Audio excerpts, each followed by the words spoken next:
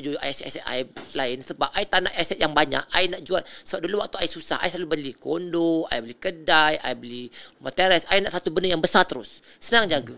Sebab bila zaman dulu orang kaya ada banyak rumah sewa. Sebenarnya salah. Salah rumah sewa? Salah, rumah sewa banyak expenses. Sewa baru setengah, repair rosak, sistem duty ke repair, tak ada untung. Okay. So lebih baik? Lebih baik kalau tanya dengan saya, the best way is tanah. Okay. Sebab bagi saya tanah ni harga naik, tak ada maintenance. Kedua, kalau ada duit, buat chalet. You just imagine, satu chalet, satu malam 500, rumah sewa sebulan dapat 1,200. Kos yang sama, kau boleh dapat 20 kali ganda. Betul. Kalau aku buat chalet lah. Sebab tahu saya ada 3 outlet, saya ada Sungai Buloh, saya ada Kota Damansara, saya ada dekat, saya nak buat projek baru dekat Perak.